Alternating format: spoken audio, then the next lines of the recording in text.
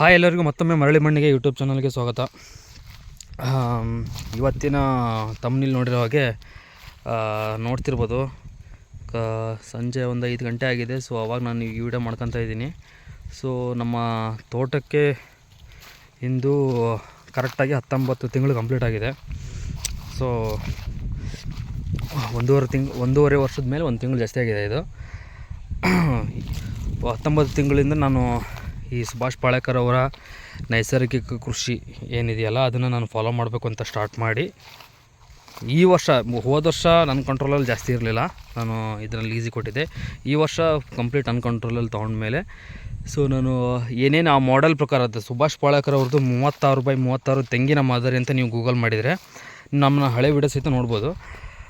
ಮಾಡಿದರೆ ನಿಮಗೆ ಒಂದು ಮಾಡೆಲ್ ಬರುತ್ತೆ. ಆ ಮಾಡೆಲ್ನ ಇಲ್ಲಿ ಅನುಕರಣೆ ಮಾಡಿದ್ದೀವಿ. ಆ ಮಾಡೆಲ್ ಪ್ರಕಾರ ಹೋದರೆ ಪ್ರತಿ 36 ಅಡಿಗೆ ಒಂದು ತೆಂಗಿನ ಗಿಡ ಬರುತ್ತೆ. ಇದು ನೋಡಿದಿರ್ಬೋದು, ಇದು ಕರೆಕ್ಟಾಗಿ ಈಗ 19 ತಿಂಗಳು ಬೆಳೆದಿರೋಂಥ ಒಂದು ತೆಂಗಿನ ಗಿಡ.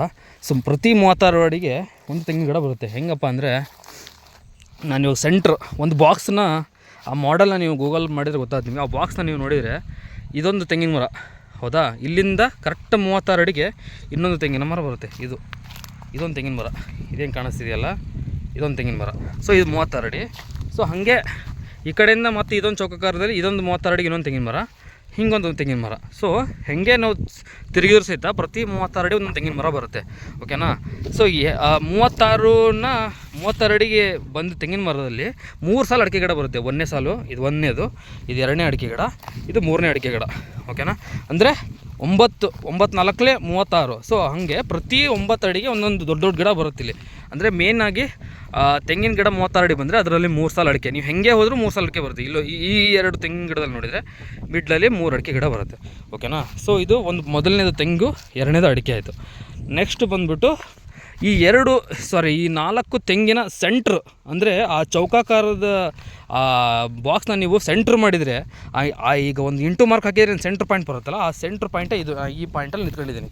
ಸೊ ಇದು ನಾನಿಲ್ಲಿ ಮೂಸಂಬಿ ನಾಟಿ ಮಾಡಿರೋದು. ಇದರಲ್ಲಿ ನಾವು ಆ ಮಾಡೆಲ್ ಪ್ರಕಾರ ನೀವು ಆ ಮಾದರಿನ ನೋಡಿದರೆ, ಸುಭಾಷ್ ಪಾಳೇಕರ್ ಅವ್ರದ್ದು 36x36 ತೆಂಗಿನ ಮಾದರಿ ನೋಡಿದರೆ ಎಕ್ಸಾಕ್ಟ್ಲಿ ಸೆಂಟ್ರಲ್ಲಿ ನೀವು ನಿಂಬೆ, ಮೂಸಂಬಿ, ಕಿತ್ತಳೆ ಈ ಥರ ಯಾವ್ದಾರು ಒಂದು, ಅಥವಾ ಚಿಕ್ಕ ಗಾತ್ರದಲ್ಲಿ ಬೆಳೆಯುವಂಥ ತೆಂಗಿನ ಮರ, T*D ತೆಂಗಿನ ವೆರೈಟಿ ಬರುತ್ತಲ್ಲ, ಅದನ್ನು ಸಹಿತ ನೀವು ಹಾಕ್ಬೋದು. ನಾನು ಮೂಸಂಬಿ ಚೂಸ್ ಮಾಡಿ ಹಾಕ್ಕೊಂಡಿದ್ದೀನಿ. ಇದು 6 ತಿಂಗಳ ಹಿಂದೆ ನೆಟ್ಟಿರುವಂಥ ಮೂಸಂಬಿ ಗಿಡ ನೋಡ್ತಿರೋದು, ಈ ಥರ ಬೆಳವಣಿಗೆ. ಒಟ್ಟಿನಲ್ಲಿ ಈ ನೈಸರ್ಗಿಕ ಕೃಷಿ ಸುಭಾಷ್ ಪಾಳೇಕರ್ ಅವರು ಹೇಳೋ ಪ್ರಕಾರ ಇಲ್ಲಿ ಮೇನು ಬರೋದೇ ಜೀವಾಮೃತ, ಬೀಜಾಮೃತ ಅಂದರೆ ಗಿಡ ನೆಡಬೇಕಾದ್ರೆ ಆ ಬೀಜಾಮೃತದಲ್ಲಿ ಏನೇನು ಮಾಡಿ ಗಿಡಗಳನ್ನು ಎದ್ದುಬಿಟ್ಟು ಏನೇನು ಮಾಡಿ ಅದನ್ನು ನೀವು ಬೀಜಾಮೃತ ಹೇಗೆ ಮಾಡೋದಂತ ನೋಡಿದರೆ ಅದನ್ನು ಫಾಲೋ ಮಾಡಿಬಿಟ್ಟು ನಾವು ಗಿಡವನ್ನು ಫಸ್ಟ್ ನಾಟಿ ಮಾಡಬೇಕು. ನೆಕ್ಸ್ಟು ಬರೋದೇ ಜೀವಾಮೃತ ಪ್ರತಿ 15ರಿಂದ 30 ದಿನಕ್ಕೊಮ್ಮೆ ಜೀವಾಮೃತ ಕೊಡ್ರಿ ಅಂತ ಅವ್ರು ಹೇಳ್ತಾರೆ. ನೆಕ್ಸ್ಟು ಮಲ್ಚಿಂಗು, ಯಾವಾಗಲೂ ಗಿಡಗಳ ಸುತ್ತಲೂ ಮಲ್ಚಿಂಗ್ನ ನಾವು ಕಂಪ್ಲೀಟ್ಲಿ ನಾವು ಮಲ್ಚಿಂಗ್ನ ನಾವು ಕಾಪಾಡಬೇಕಾಗತ್ತೆ. ನಾವು ಆದಷ್ಟು ಮಲ್ಚಿಂಗ್ ಕಾಪಾಡ್ಕೊಂಬಂದಿದ್ದೆ. ಸೊ ಅದು ಆಲ್ರೆಡಿ ಒಣಗಿ ಕರಗಿದೆ. ಸೊ ಮತ್ತೆ ನಾನು ಮಲ್ಚಿಂಗ್ ಮೆಟೀರಿಯಲ್ನ ತಂದು ಹಾಕಬೇಕು. ನೆಕ್ಸ್ಟು ಇವೆರಡು ತೆಂಗು ಮತ್ತು ಅಡಿಕೆ ಆದ ತಕ್ಷಣ ನೆಕ್ಸ್ಟ್ ಬರೋದೇ 3ನೇದು ಬಾಳೆ. ಇಲ್ಲಿ ನೋಡ್ತಿರ್ಬೋದು, ಇದು ಬಾಳೆ. ಕರೆಕ್ಟಾಗಿ ಇದು 4 ತಿಂಗಳಾಗಿದೆ ಬಾಳೆ ಹಾಕಿ. ನಂದು ಬಾಳೆ ಏನೋ ಅಷ್ಟು ನನ್ನ ಕೈ ಹಿಡಿದಿಲ್ಲ, ಅಂದರೆ ಕೆಲವು ಲೈನಲ್ಲಿ ಬಾಳೆ ಗ್ರೋತೇ ಆಗಿಲ್ಲ. ಯಾಕಂದರೆ ನಾನು ಯಾವುದೇ ಕೆಮಿಕಲ್ನ ಗೊಬ್ಬರ, ಸರ್ಕಾರಿ ಗೊಬ್ಬರ ಆಗಿರ್ಬೋದು, ಯಾವುದೇ ರೀತಿಯ ಗೊಬ್ಬರನ ಹಾಕಿಲ್ಲ. ಬರೀ ತಿಪ್ಪೆ ಗೊಬ್ಬರ ಒಂದು ಯೂಸ್ ಮಾಡ್ಬೇಕು ಅಂತ ಹೇಳ್ಬಿಟ್ಟು ತಿಪ್ಪೆ ಗೊಬ್ಬರ ಸ್ವಲ್ಪ ಹಾಕ್ಸಿದ್ದೆ. ಯಾಕಂದರೆ ಗ್ರೋತ್ ಬರಲಿ ಅಂತ ಹೇಳೋದು 3 ತಿಂಗಳಾಗಿ ಅದೇನು ಬೆಳೀಲಿಲ್ಲ ಅನ್ನೋ ಒಂದು ಕಾರಣಕ್ಕೆ ತಿಪ್ಪೆ ಗೊಬ್ಬರನಾರ ಹಾಕ್ಬೇಕಪ್ಪ, ಇಲ್ಲದ್ರೆ ಆ ಕೆಲಸ ಆಗಲ್ಲ ಅಂತ ಹೇಳಿ ಹಾಕ್ಸಿದ್ದೆ. ಅದು ಇನ್ನೂ ವರ್ಕೌಟ್ ಆಗಿದೆಯಲ್ಲ ಗೊತ್ತಿಲ್ಲ. ಒಟ್ಟಿನಲ್ಲಿ ಒಂದು ಲೈನಲ್ಲಿ ಬಾಳೆ ಬೆಳೆದ್ರೆ ಇನ್ನೊಂದು ಲೈನಲ್ಲಿ ಬಾಳೆ ಬೆಳೆದೇ ಇಲ್ಲ. ಯಾಕಂದರೆ ನಾನು ಸರ್ಕಾರಿ ಗೊಬ್ಬರ ಅವೆಲ್ಲ ಏನೂ ಹಾಕಿಲ್ಲ. ಒಟ್ಟಿನಲ್ಲಿ ಏನು ಫಾಲೋ ಮಾಡಬೇಕು, ನೈಸರ್ಗಿಕವಾಗಿ ಸ್ವಲ್ಪ ಲೇಟಾಗೆ ಬಾಳೆಗೊನೆ ಸ್ವಲ್ಪ ಲೇಟಾಗೆ ಬಂದರೂ ಬೇಜಾರಿಲ್ಲ ಅಂತ ಹೇಳ್ಬಿಟ್ಟು ನಾನು ಕೈ ಬಿಟ್ಬಿಟ್ಟಿದ್ದೀನಿ, ತಲೆ ಕೆಡಿಸ್ಕೊಂಡಿಲ್ಲ. ಅದು ಬಿಟ್ಟರೆ ನೆಕ್ಸ್ಟ್ ಬಾಳೆ ಆದ ತಕ್ಷಣ ನೆಕ್ಸ್ಟ್ ಬರೋದೆ 4ನೇ ಪದರ ಬಂದುಬಿಟ್ಟು ಕೋಕೋ ಕಾಫಿ. ಇಲ್ಲಿ ನೋಡ್ತಿರ್ಬೋದು, ಇದು ನಾನು ಕೋಕೋ ಗಿಡ ನೆಟ್ಟಿದ್ದೆ. ಇದು ಬಾಳೆ ನಮಗೆ ಕೈ ಹಿಡಿದೇ ಇರೋದು ಒಂದೇ ಒಂದು ಕಾರಣಕ್ಕೆ, ಇದು ಕೋಕೋ ಗಿಡಕ್ಕೆ ನೆರಳು ಬೇಕು. ಯಾವಾಗಲೂ ನೆರಳಿದ್ದರೆ ಮಾತ್ರ ನಾವು ಕೋಕೋ ಗಿಡನ ಚೂಸ್ ಮಾಡಬೇಕು, ಇಲ್ಲದ್ರೆ ನಾವು ಟ್ರೈ ಮಾಡೋಕ್ಕೆ ಹೋಗಬಾರ್ದು. ಇಲ್ಲಿ ನೋಡ್ತಿರ್ಬೋದು ಕೋಕೋ ಗಿಡ ಇವೆಲ್ಲ.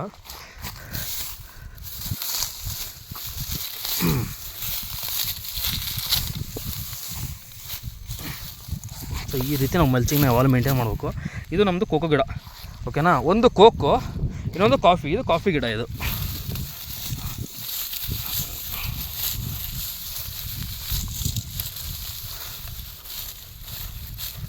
ಇವಾಗ ಇದು ಕಾಫಿ ಅಂದರೆ ಯಾವ ಥರ ಅಂತಂದರೆ, ಈ ಅಡಿಕೆ ಸಾಲಿಯಂ ಬರುತ್ತಲ್ಲ, ನೀವು ಯಾವ ಕಡೆಯಿಂದ ಹೋದರೂ ಈ ಅಡಿಕೆ ಸಾಲಿಯಂ ಬರುತ್ತಲ್ಲ, ಈ 2 ಅಡಿಕೆ ಗಿಡಗಳ ಮಧ್ಯದಲ್ಲಿ ಒಂದು ಕಾಫಿ, ಒಂದು ಕೋಕೋ ಹಾಕಿದ್ದೀನಿ. ಅಂದರೆ ಒಂದು ಲೈನಲ್ಲಿ ಕಾಫಿ ಬಂದರೆ ಇನ್ನೊಂದು ಲೈನಲ್ಲಿ ಕೋಕೋ ಬರುತ್ತೆ, ಆ ಥರ. ಓಕೆನಾ? ಸೊ ಈ ಲೈನಲ್ಲಿ ನಾನು ಏನಾದರೂ ಕೋಕೋ ಹಾಕೊಂಡಿದ್ದೀನಿ ಅಂದರೆ ನೆಕ್ಸ್ಟ್ ಲೈನಲ್ಲಿ ನಾನು ಕೋಕೋ ಹಾಕೋಲ್ಲ, ನೆಕ್ಸ್ಟ್ ಲೈನಲ್ಲಿ ನಾನು ಕಾಫಿ ಹಾಕ್ತೀನಿ. ಇದರಿಂದ ಇದಕ್ಕೆ ಪ್ರತಿ ಅಡಿಕೆ ಸಾಲುಗಳು ಅಂತರ ಬಂದುಬಿಟ್ಟು ನೀವು ಹೆಂಗೆ ಕ್ಯಾಲ್ಕುಲೇಟ್ ಮಾಡಿದ್ರೆ 9 ಅಡಿ ಸಾಲು ಇದು. ಓಕೆನಾ? ಸೊ ಒಂದು ಕೋಕೋಯಿಂದ ಇನ್ನೊಂದು ಕಾಫಿಗೆ 9 ಅಡಿ ಇರುತ್ತೆ. ಮತ್ತು ಕೋಕೋ ಈ ಕಡೆನೇ ಬರೋದು, ಅಂದರೆ ಒಂದು ಸಾಲು ಬಿಟ್ಟು ಇನ್ನೊಂದು ಸಾಲು ಹಾಕಿರ್ತೀನಿ. ಅಂದರೆ ಪ್ರತಿ 18 ಅಡಿಗೆ ಒಂದೊಂದು ಕಾಫಿ, ಪ್ರತಿ 18 ಅಡಿಗೆ ಒಂದೊಂದು ಕೋಕೋ ಬರುತ್ತೆ. ಈ ರೀತಿ ಒಂದು ಮಾಡೆಲ್ನ ನಾನು ನಮ್ಮ ತೋಟದಲ್ಲಿ ನನಗೆ ಹೆಂಗೆ ಇಷ್ಟ ಬಂದಿದೆ ಆ ಥರ ಮಾಡ್ಕೊಂಡಿದ್ದೀನಿ. ಅದಾದಮೇಲೆ ಆ ಮಾಡೆಲ್ ಪ್ರಕಾರ ಪ್ರತಿ ಲೈನಲ್ಲಿ ಸಾರಜನಕ ಸ್ಥಿರೀಕರಣ ಮಾಡೋದಕ್ಕೆ, ಅಂದರೆ ನಮಗೆ ಇವಾಗೇನು ನಾವು ಕೆಮಿಕಲ್ ಕೃಷಿನಲ್ಲಿ ಅವ್ರು ಹೆಂಗೆ ಯೂರಿಯಾ ಹಾಕ್ತಾರೋ ಬೆಳೆನ ಸ್ವಲ್ಪ ಹಸಿರಾಗಿ ಇಟ್ಕೊಳ್ಳೋಕ್ಕೆ ಮತ್ತು ಬೆಳೆಯ ಪ್ರಚೋದಕವಾಗಿ ಬೇಗ ಬೆಳೆಯಲಿ ಅಂತ ಹೇಳ್ಬಿಟ್ಟು ಈ ಯೂರಿಯಾ ಏನು ಹಾಕ್ತಾರಲ್ಲ, ಆ ಯೂರಿಯಾ ಮಾಡೋವಂಥ ಕೆಲಸನ ಅವರು ಸಾರಜನಕ ಸ್ಥಿರೀಕರಣಕ್ಕೆ ಒಂದು ಅಮೂಲ್ಯವಾದಂಥ ಒಂದು ಗಿಡಗಳನ್ನು ಕೊಟ್ಟಿದ್ದಾರೆ. ಅಂದರೆ ನಾವು ಗ್ಲಿರ್ಸಿಡಿಯಾ ಅಥವಾ ಗೊಬ್ಬರದ ಗಿಡ ಅಂತ ಕರಿತೀವಲ್ಲ, ಅದನ್ನು ಹಾಕೋಬೋದು. ಅದು ಬಿಟ್ಟರೆ ನಾವು ಈ ನುಗ್ಗೆನ ಒಂದು ಇಂಟರ್ಕ್ರಾಪ್ ಆಗಿ ಪ್ರತಿ ಸಾಲಿನಲ್ಲೂ ಇವಾಗೇನು ಇದು ಬಾಳೆ, ಪ್ರತಿ ಲೈನಲ್ಲೂ ಬಾಳೆ ಬರುತ್ತೆ. ಬಾಳೆ ಎಲ್ಲಿ ಬರುತ್ತೆ ಅಂದರೆ 4 ಅಡಿಕೆ ಗಿಡಗಳ ಮಧ್ಯದಲ್ಲಿ ನೋಡ್ತಿರ್ಬೋದು. ಇಲ್ಲೊಂದು ಅಡಿಕೆ ಗಿಡ, ಇಲ್ಲೊಂದು ಅಡಿಕೆ ಗಿಡ, ಇಲ್ಲೊಂದು ಅಡಿಕೆ ಗಿಡ, ಇಲ್ಲೊಂದು ಅಡಿಕೆ ಗಿಡ, ಇದರ ಸೆಂಟ್ರ್ ಪಾಯಿಂಟಲ್ಲಿ ನಾವು ಬಾಳೆ ಹಾಕ್ಕೊಂಡಿದ್ದೀವಿ. ಸೊ ಈ ರೀತಿ ನಾವು ಬಾಳೆ ಹಾಕಬೇಕು. ಓಕೆನಾ? 4 ಅಡಿಕೆ ಗಿಡ ಮಧ್ಯದಲ್ಲಿ ಬಾಳೆ ಬರುತ್ತೆ. ಈ 2 ಬಾಳೆ ಪ್ರತಿ ಸಾಲಲ್ಲೂ ಬಾಳೆ ಬರುತ್ತೆ. ನಮ್ಮದ್ರಲ್ಲಿ ಬಾಳೆ ಅಷ್ಟು ಬೆಳೆದಿಲ್ಲ, ಅದಕ್ಕೋಸ್ಕರ ನಾನು ಹೇಳ್ತಿಲ್ಲ. ಸೊ ಈ 2 ಬಾಳೆ ಗಿಡಗಳ ಮಧ್ಯದಲ್ಲಿ ನಾನು ಒಂದು ಗೊಬ್ಬರ ಗಿಡ ಅಂತ ಹೇಳ್ಬಿಟ್ಟು ಚೂಸ್ ಮಾಡಿ ನೆಟ್ಟಿದ್ದೀನಿ. ಓಕೆನಾ? ನಮ್ಮ ಪ್ರತಿ ಸರಿನೂ ಗೊಬ್ಬರ ಗಿಡ ನೆಡ್ಬೇಕು ಅಂತ ಹೇಳ್ಬಿಟ್ಟು ಸರ್ಕಸ್ ಮಾಡಿ ಸಾಕಾಗಿತ್ತು ನನಗೆ. ಯಾಕಂದರೆ ಬೀಜ ಹಾಕಿ ಟ್ರೈ ಮಾಡಿದೆ, ಆಲ್ಮೋಸ್ಟ್ ಬೀಜನೂ ನೀಟಾಗಿ ಹುಟ್ಟಲಿಲ್ಲ. ಅದಾದಮೇಲೆ ಸಸಿ ನೆಟ್ಟಿದ್ದೆ, ಸಸಿನೂ ಅಷ್ಟು ಚೆನ್ನಾಗಿ ಬರಲಿಲ್ಲ. ಇಲ್ಲಿ ನೋಡ್ತಿರೋದು ಇಲ್ಲೊಂದು ಸಸಿ ಉಳ್ಕೊಂಡಿದೆ, ತೋರಿಸ್ತೀನಿ ನಿಮಗೆ. ಇದು ನೋಡಿ, ಇದು ಗೊಬ್ಬರದ ಗಿಡ ಸಸಿ. ಓಕೆನಾ? ನಾವು ಸಸಿ ಮಾಡಿಬಿಟ್ಟು ತೊಗೊಂಬಂದು ಹಚ್ಚಿದ್ದೆ. ಅಂದರೆ ಈ ಟೊಮೊಟೊ ಟ್ರೇದಲ್ಲಿ ಬೆಳೆಸ್ಬಿಟ್ಟು ನೆಟ್ಟಿದ್ದೆ. ಅದು ಕೆಲವೊಂದು ಉಳ್ಕೊಂಡಿದ್ದಾವೆ. ಇವಾಗ ಏನಾಗ್ಬಿಡುತ್ತೆ ಅಂದರೆ ಪ್ರತಿ ತಿಂಗಳು 45 ದಿನಕ್ಕೊಮ್ಮೆ ನಾನು ಬ್ರಷ್ ಕಟ್ರ್ ಹೊಡಿತೀನಿ. ಯಾಕಂದರೆ ಇದು ಉಳುಮೆ ಇಲ್ಲದ ಕೃಷಿ, ಉಳುಮೆ ಮಾಡೋಕ್ಕಾಗಲ್ಲ ಇದರಲ್ಲಿ. ಸೊ ಅದಕ್ಕೋಸ್ಕರ ನಾನು ಬ್ರಷ್ ಕಟ್ರ್ ಹೊಡಬೇಕಾದ್ರೆ ಇದು ಆ ಸ್ಪೀಡಿಗೆ ನೋಡೋಕೆ ಕೆಲವೊಂದು ಟೈಮ್ ಗೊತ್ತಾಗಲ್ಲ, ಇದು ಕಟ್ಟಾಗ್ಬಿಡುತ್ತೆ. ಇದು ನನಗೆ ಅದನ್ನು ಮೇಂಟೈನ್ ಮಾಡಿ ಸಾಕಾಗಿ, ಸೊ ಇದರ ಆಲ್ಟರ್ನೇಟಿವ್ ಏನು ಮಾಡಬೇಕು ಅಂದರೆ ಈ ಗೊಬ್ಬರದ ಗಿಡದ ಕಡ್ಡಿನ ತಂದು ಚುಚ್ಚಿದ್ದೀನಿ. ಈಗ ಒಂದು ಕರೆಕ್ಟ್ 15 ದಿನ ಆಗಿದೆ ಚುಚ್ಚಿ. ಕೆಲವು ಗಿಡದಲ್ಲಿ ಚಿಗುರು ಬಂದಿದೆ, ಇನ್ನು ಕೆಲವು ಕಡ್ಡಿನಲ್ಲಿ ಇನ್ನೂ ಚಿಗುರು ಬಂದಿಲ್ಲ. ಸೊ ಈ ಗೊಬ್ಬರದ ಗಿಡಗಳ ಕಡ್ಡಿ ಏನಿದೆಯಲ್ಲ, ಸೊ ಇದು ನಮಗೆ ಸಾರಜನಕ ಸ್ಥಿರೀಕರಣ ಮಾಡೋಕ್ಕೆ ಹೆಲ್ಪ್ ಮಾಡಬೇಕು ಅಂತ ಹೇಳ್ಬಿಟ್ಟು ಆ ಮಾಡೆಲ್ ಪ್ರಕಾರ ಏನಿದೆಯೋ ಅದನ್ನು ನಾನು ಮಾಡಿದ್ದೀನಿ. ನೋಡ್ತಿರ್ಬೋದು, ಇದು ಕಡ್ಡಿ ಚುಚ್ಚಿದೆ, ಇನ್ನೂ ಚಿಗುರು ಬಂದಿಲ್ಲ. ಮುಂದಿನ ದಿನಗಳು ನೋಡೋಣ ಅದು ಯಾವ ಥರ ಎಷ್ಟು % ನಮಗೆ ಚಿಗುರು ಬಂತು ಅದನ್ನು ಮುಂದಿನ ದಿನಗಳು ನಾನು ಹೇಳ್ತೀನಿ. ಒಟ್ಟಿನಲ್ಲಿ ಈ ಪ್ರತಿ ಬಾಳೆ ಸಾಲು ಏನು ಬರುತ್ತಲ್ಲ ಮಿಡ್ಲಲ್ಲಿ, ಆ 2 ಬಾಳೆ ನಡುವೆ ಒಂದು ಗ್ಲಿರ್ಸಿಡಿ ಅಥವಾ ನುಗ್ಗೆ ಅಥವಾ ಈ ಇನ್ನೊಂದು ಈ ಅಗಸೆ ಗಿಡ ಅಂತ ಬರುತ್ತಲ್ಲ, ಚೊಕ್ಚೆ ಅಂತ ಕರೀತಾರೆ ಕೆಲವೊಬ್ಬರು, ಈ ಸೆಡೆ ಅಗಸೆ ಅಂತ ಕರೀತಾರಲ್ಲ, ಆ ಗಿಡಗಳನ್ನು ನಾವಿಲ್ಲಿ ಸಾರ್ವಜನಿಕ ಸ್ಥಿರೀಕರಣಕ್ಕೆ ಇಲ್ಲಿ ಸೆಂಟ್ರಲ್ಲಿ ಹಾಕೋಬೇಕು ಅಂತ ಹೇಳ್ಬಿಟ್ಟು ಅವ್ರ ಮಾಡೆಲ್ ಪ್ರಕಾರ ಇದೆ. ಅದನ್ನು ನಾವು ಫಾಲೋ ಮಾಡಿದರೆ ಈ ಮಾಡೆಲ್ ಕಂಪ್ಲೀಟ್ ಆಗುತ್ತೆ. ಇನ್ನೊಂದು ಸರಿ ಹೇಳ್ಬೇಕಾದ್ರೆ ಒಂದು ತೆಂಗು, ಅಡಿಕೆ, ಬಾಳೆ ಮತ್ತು ಕೋಕೋ ಅಥವಾ ಕಾಫಿ ಎರಡರಲ್ಲಿ ಯಾವ್ದಾರು ಒಂದು ಚೂಸ್ ಮಾಡ್ಬೋದು. ನಾನು 2 ಇರಲಿ ಅಂತ ಹೇಳ್ಬಿಟ್ಟು 2 ಆಲ್ಟರ್ನೇಟ್ ಮಾಡಿದ್ದೀನಿ. ಆಮೇಲೆ ಬಾಳೆ 2 ಪ್ರತಿ ಸಾಲಲ್ಲಿ ಬಾಳೆ ಬಂದರೆ ಆ ಬಾಳೆ ಮಿಡ್ಲಲ್ಲಿ ನುಗ್ಗೆ, ಗ್ಲಿರಿಸಿಡಿ ಅಥವಾ ಗೊಬ್ಬರ ಗಿಡ ಅಥವಾ ಅಗಸೆ ಗಿಡ, ಈ 3ರಲ್ಲಿ ಯಾವ್ದಾರು ಒಂದು ಚೂಸ್ ಮಾಡಿ ನೀವು ಹಾಕೋಬೋದು. ನಾನು ಗ್ಲಿರಿಸಿಡಿಯೇ ಚೂಸ್ ಮಾಡಿದ್ದೀನಿ, ಯಾಕಂದರೆ ಗೊಬ್ಬರ ಸಿಗಲಿ ನಮಗೆ ಅಂತ ಹೇಳ್ಬಿಟ್ಟು. ಇನ್ನು ಚಿಗುರಿಲ್ಲ, ಅದು ಮುಂದೆ ಚಿಗುರ್ತು ಅಂತಂದ್ರೆ ಗೊತ್ತಾಗುತ್ತೆ. ಇನ್ನು ಮಾಡೆಲ್ ಪ್ರಕಾರ ಸೆಂಟ್ರಲ್ಲಿ ಈ ಸೆಂಟ್ರ್ ಏನು 4 ತೆಂಗಿನ ಮರದ ಮಾಡೆಲ್ ಪ್ರಕಾರ ಸೆಂಟ್ರ್ ಪಾಯಿಂಟ್ ಬರುತ್ತಲ್ಲ, ಆ ಸೆಂಟ್ರ್ ಪಾಯಿಂಟಲ್ಲಿ ನೀವು ಮೂಸಂಬಿ, ನಿಂಬೆ ಅಥವಾ ಕಿತ್ತಳೆಯನ್ನು ಚೂಸ್ ಮಾಡಿ ಹಾಕೋಬೋದು. ಸೊ ಇದು ನನ್ನ ಸಂಕ್ಷಿಪ್ತ ಈ ತೋಟದ ವಿವರಣೆ, ನಾನೇನು ಮಾಡಿದ್ದೀನಿ ಅಂತ ಹೇಳ್ಬಿಟ್ಟು. ನಾನು ಹೋದ ವರ್ಷ ಏನು ಮಾಡಿದ್ದೆ ಅಂದರೆ ಬರೀ ತೆಂಗು ಮತ್ತು ಅಡಿಕೆ ಅಷ್ಟೇ ಇತ್ತು. ಇದು ಬೇರೆಯವ್ರಿಗೆ ಲೀಸ್ ಕೊಟ್ಟಿದ್ದೆ ನಾನು, ನೀವು 1 ವರ್ಷ ಮಾಡ್ಕೊಳ್ರಿ ಹೆಂಗೆ, ಬಟ್ ನಾನು ತೆಂಗು ಅಡಿಕೆ ಬೆಳಿಬೇಕು ಅಂತ ಹೇಳ್ಬಿಟ್ಟು ಬಿಟ್ಟಿದ್ದೆ.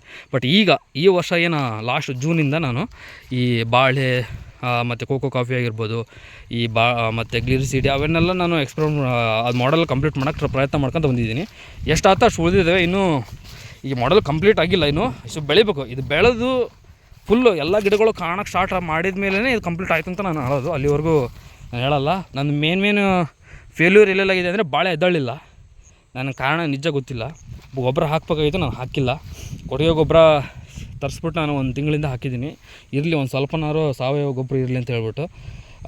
ಅದು ಬಿಟ್ಟರೆ ಪ್ರತಿ 15 ದಿನಕ್ಕೊಮ್ಮೆ ನಾವು ನನ್ನ ಹಳೆ ವಿಡಿಯೋ ನೋಡಿದರೆ ನಂದು ಜೀವಾಮೃತ ಪ್ರತಿ 15 ದಿನಕ್ಕೊಮ್ಮೆ ಡ್ರಿಪ್ ಮುಖಾಂತರ ಪ್ರತಿಯೊಂದು ಸಾಲಲ್ಲೂ ಸಹಿತ ನಾನು ಇನ್ಲೈನ್ ಡ್ರಿಪ್ ಇರಿಗೇಷನ್ ಮಾಡ್ಕೊಂಡಿದ್ದೀನಿ. ಆ ಡ್ರಿಪ್ ಮುಖಾಂತರ ಹೋಗ್ಬಿಡುತ್ತೆ. ಇನ್ನು ಈ ಬಾಳೆ ಮುಂದಿನ ದಿನಗಳಲ್ಲಿ ಹೇಗೆ ಎದ್ದೇಳುತ್ತೋ ಏನೋ ಬಿಡುತ್ತೋ ನೋಡೋಣ. ಸೊ ಇದೊಂದು ವಿಡಿಯೋ ಆಗಿತ್ತು. ಕೋಕೋ ಕಾಫಿನಲ್ಲಿ ಮೇನು ನಾನು ಫೇಲ್ಯೂರ್ ಅನುಭವಿಸಿದ್ದು ಅಂದರೆ ಶೇಡ್ ಮ್ಯಾನೇಜ್ಮೆಂಟ್ ನನ್ನ ಕೈಲಿ ಮಾಡೋಕ್ಕಾಗಲಿಲ್ಲ. ಯಾಕಂದ್ರೆ ನಾವು ಬೆಂಗಳೂರಲ್ಲಿ ವರ್ಕ್ ಮಾಡೋದ್ರಿಂದ ನಾವು ತಿಂಗ್ಳಿಗೆ ಒಂದು ಸರಿ ಬಂದ್ಬಿಟ್ಟು ಮೇಂಟೈನ್ ಮಾಡ್ಬೇಕಾಗತ್ತೆ. ನಾವು ಬರೋದ್ರಾಗೆ ಆಲ್ರೆಡಿ ಒಂದು ಬಾಳೆ ಬೆಳೆದಿರಲ್ಲ, ಇಲ್ಲ ಅಂತಂದರೆ ಕಳೆ ಬೆಳೆದ್ಬಿಟ್ಟು ಓವರ್ ಕ್ರೌಡ್ ಆಗಿ ಕೋಕೋ ಕಾಫಿ ನೆಟ್ಟಗೆ ಬೆಳೆದಿರಲ್ಲ. ಈ ಕಾಫಿ ಗಿಡ ನೋಡ್ಬೋದು, ಇದು ರೋಬಸ್ಟ ವೆರೈಟಿ, ಇದು ರೋಬಸ್ಟ C/R ಅಂತ ವೆರೈಟಿ. ಸೊ ಅದನ್ನು ಹಾಕಿರೋದು. ನೆಕ್ಸ್ಟು ಕೆಲವು ಕೋಕೋ ಗಿಡ ಆಲ್ರೆಡಿ ಬಿಸಿಲಿಗೆ ತಡ್ಕೊಳಕ್ಕಾಗಲ್ದಂಗೆ ನೋಡ್ತಿರೋ ಕಡ್ಡಿ ಎಷ್ಟು ಬೆಳೆದಿದೆ, ಹೋಗ್ಬಿಟ್ಟಿದೆ. ಕಾಫಿ ನನಗೇನು ಫೇಲ್ಯೂರ್ ಅನಿಸಿಲ್ಲ ಇಲ್ಲಿ, ಬಟ್ ಕೋಕೋ ಗಿಡ ಅದಕ್ಕೆ ತಡ್ಕೊಳಕ್ಕಾಗ್ತಿಲ್ಲ ನಮ್ಮೂರು ಬಿಸಿಲನ್ನ. ಸೊ ಶೇಡೊಂದು ನನಗೆ ಬಾಳೆ ಕರೆಕ್ಟಾಗಿ ಈ ಹೈಟು ಇವಾಗೇನು ಬಂದಿದೆಯಲ್ಲ, ಇದು ಈ ಹೈಟಲ್ಲಿ ಏನಾದ್ರು ಎಲ್ಲ ಕಡೆನೂ ಬಾಳೆ ಹಿಂಗೆ ಬೆಳೆದಿತ್ತು ಅಂದರೆ ಕೋಕೋ ಗಿಡ ಎಲ್ಲೂ ಸಾಯ್ತಿರಲಿಲ್ಲ ನನಗೆ. ಸೊ ಅದೊಂದು ನಂದು ಫೇಲ್ಯೂರ್ ಆಗಿದೆ. ಪರವಾಗಿಲ್ಲ, ನೆಕ್ಸ್ಟ್ ಮುಂದಿನ ದಿನಗಳಲ್ಲಿ ಬಾಳೆ ಚೆನ್ನಾಗಿ ಬೆಳೆದ್ಮೇಲೆ ನಾನು ಕೋಕೋದು ಕಾಫಿ ಎಲ್ಲೆಲ್ಲಿ ಹೋಗಿದ್ದು ಅದನ್ನು ರಿಪ್ಲೇಸ್ ಮಾಡ್ಕೊತೀನಿ. ಸೊ ಮುಂದೆ ನೀವು ಏನಾದರೂ ಸುಭಾಷ್ ಪಾಳೇಕರ್ ಅವ್ರದ್ದು ನೈಸರ್ಗಿಕ ಕೃಷಿನ ಫಾಲೋ ಮಾಡಬೇಕಾಗಿತ್ತು ಅಂತಂದರೆ ಇವನ್ನ ಚಾನಲ್ನ ನೋಡಿಬಿಟ್ಟು ಏನಾದ್ರು ಇದರಿಂದ ಏನಾದ್ರು ತಿಳ್ಕೊಳ್ಳೋದಿತ್ತು ಅಂದರೆ ತಿಳ್ಕೊಳ್ರಿ, ಮಾಡಿರಿ, ನೀವು ಫಾಲೋ ಮಾಡಿರಿ. ನೈಸರ್ಗಿಕ ಕೃಷಿನ ಎಲ್ಲರೂ ಮಾಡೋಣ. ಮುಂದಿನ ದಿನಗಳಲ್ಲಿ ಅದು ನಮ್ಮ ಭವಿಷ್ಯ ಆಗಲಿ ಅಂತ ಹೇಳ್ತಾ ಈ ವಿಡಿಯೋನ ಮುಗಿಸ್ತಾ ಇದ್ದೀನಿ. ಅಲ್ಲಿವರೆಗೂ ಮತ್ತೆ ಇನ್ನೊಂದು ವಿಡಿಯೋ ಜೊತೆಗೆ ಬರ್ತೀನಿ. ಅಲ್ಲಿವರೆಗೂ thank you so much, take care, bye. ಇನ್ನೊಂದು ನಾನು ಹೇಳೋದು ಮರೆತೆ, ನಮ್ಮದು ಜೀವಾಮೃತ ತಿರ್ಸೋಕ್ಕೆ ನಾನು ಒಂದು ವಿಡಿಯೋ ಮಾಡಿದ್ದೆ. ಯಾಕಂದ್ರೆ ಪ್ರತಿ ಸರಿನೂ ಬಂದು ನನ್ನ ಕೈಯಲ್ಲಿ ತಿರ್ಸೋಕ್ಕಾಗಲ್ಲ ಅಂತ ಹೇಳ್ಬಿಟ್ಟು. ಸೊ ಇದು ನಂದು ಜೀವಾಮೃತ ತಿರ್ಸುವಂಥ ಒಂದು ಸೆಟಪ್. ನಾನು ಹಳೆಯ ವಿಡಿಯೋದಲ್ಲಿ ನೋಡಿದರೆ ಗೊತ್ತಾಗುತ್ತೆ. ನೋಡ್ತಿರೋದು ಮೋಟ್ರ್ ಆನ್ ಆಗಿದೆ. ಇದು ನಾನು ಇದರಲ್ಲಿ ಕಲ್ಚರ್ನ ಹಾಕಿದ್ದೀನಿ. ಓಕೆದಾ, ಈ ಗೋಕೃಪಾಮೃತ, OWDC, ಟ್ರೈಕೋಡರ್ಮ ಪ್ರತಿಯೊಂದ್ರದ್ದು ಕಲ್ಚರು ಇದರಲ್ಲಿದೆ, ಇದ್ರ ಮಿಕ್ಸ್ ಆಗಿದೆ ಫುಲ್ಲು. ಈಗ ಆಲ್ರೆಡಿ 5 ದಿನ ಕಂಪ್ಲೀಟ್ ಆಗಿದೆ. ಇದು 5 ದಿನ ರೆಡಿ ಆದಮೇಲೆ ಈ ಥರ ನಮ್ಮದು ಈ ಅಕ್ವೇರಿಯಮಲ್ಲಿ ಪಂಪ್ ಏನು ಬರುತ್ತಲ್ಲ ಅದನ್ನು ಯೂಸ್ ಮಾಡ್ಕೊಂಡ್ಬಿಟ್ಟು ಮಾಡಿರೋಂಥ ಒಂದು ಸೆಟಪ್ ಇದು. ಇದರಿಂದ ನನಗೆ ಅರ್ಧಕ್ಕರ್ಧ ಕೆಲಸ ಕಡಿಮೆ ಆಗಿದೆ. ಅರ್ಧಕ್ಕರ್ಧಕ್ಕೆ ಜಸ್ಟ್ ವಾರಕ್ಕೊಂದ್ಸರಿ ಯಾರು ಬಂದುಬಿಟ್ಟು ಈ ನಮ್ಮದು ವೆಂಚೂರಿ ಇದೆಯಲ್ಲ, ಈ ವೆಂಚೂರಿ ಮುಖಾಂತರ ಈ ನೀರನ್ನ ಅದು ಎಳ್ಕೊಳತ್ತೆ. ವೆಂಚೂರಿ ನೀರನ್ನ ಎಳ್ಕೊಂಡ್ಬಿಟ್ಟು, ನೀರು ಅಂತಂದರೆ ಜೀವಾಮೃತ ಏನಿರುತ್ತಲ್ಲ ಅದನ್ನು ಎಳ್ಕೊಂಡ್ಬಿಟ್ಟು ಕಲ್ಚರ್ನ ಈ ಡ್ರಿಪ್ ಮುಖಾಂತರ ಇಡೀ ಹೊಲಕ್ಕೆ ಕಳಿಸ್ಬಿಡುತ್ತೆ. ಆ ಥರ ಒಂದು ಸೆಟಪ್ನ ಮಾಡ್ಕೊಂಡಿರೋದು. ಸೊ ನನಗೇನು ಇದರಲ್ಲಿ ಏನು ಕಷ್ಟವಿಲ್ಲ. ಇದ್ರಾಗೆ ಆ ಸೆಟಪ್ ಮಾಡ್ಕೊಳ್ಳೋಕೆ ಜಸ್ಟ್ ಒಂದು 1000 ರೂಪಾಯಿ ಖರ್ಚು ಮಾಡಿನಿ ಅಷ್ಟೇ. ಆ ಡ್ರಮ್ಮು ಮತ್ತು ಮೋಟ್ರು 500 ರೂಪಾಯಿ ಕೊಟ್ಟು ಮೋಟ್ರ್ ತೊಗೊಂಡಿರೋದು, ಅದು ಬಿಟ್ಟರೆ ಮತ್ತು ಇನ್ನೇನಿಲ್ಲ. ಸೊ ಅದನ್ನು ಮಾಡ್ಕೊಂಡಿರೋದ್ರಿಂದ ನನಗೆ ಆಲ್ಮೋಸ್ಟ್ ನನ್ನ ಎಲ್ಲ ಕೆಲಸಗಳು ಸಹಿತ ಕಡಿಮೆ ಆಗಿದ್ದಾವೆ. ಮೊದಲು ಪ್ರತಿ ಸರಿನೂ ಬಂದು ಮಾಡಿ ಗಿಡಕ್ಕೆ ಹಾಕಬೇಕಾಗಿತ್ತು, ಸ್ವಲ್ಪ ಕಷ್ಟ ಆಗೋದು. ಬಟ್ ಇವಾಗ ಏನು ಕಷ್ಟ ಆಗಿಲ್ಲ, ಈಸಿಯಾಗಿ ಮೇಂಟೈನ್ ಮಾಡ್ಕೊಂಡು ಹೋಗ್ತಿದ್ದೀನಿ. ಅದರದ್ದು ಫುಲ್ ಡೀಟೇಲ್ಸ್ ಬೇಕು ಅಂದರೆ ನಾನು ಹಳೆ ವಿಡಿಯೋಲಿ ನೋಡ್ಬೋದು, ಯಾವ ಥರ ನಾನು ಸೆಟಪ್ ಮಾಡ್ಕೊಂಡಿದ್ದೀನಿ, ಏನೇನೆಲ್ಲ ಬೇಕು ಅಂತ ಹೇಳ್ಬಿಟ್ಟು ಅದನ್ನು ಮಾಡಿದ್ದೀನಿ. ನೀವು ಅದನ್ನು ನೋಡ್ಕೋಬೋದು. ಸೊ ಅಷ್ಟು ಹೇಳ್ತಾ ನನ್ನ ವೀಡಿಯೋನ ಎಂಡ್ ಮಾಡ್ತಾಯಿದ್ದೀನಿ. ಅಲ್ಲಿವರೆಗೂ ಮತ್ತೆ ನಮ್ಮ ಚಾನಲ್ನ ನೋಡ್ತಾಯಿರಿ. Thank you so much, bye.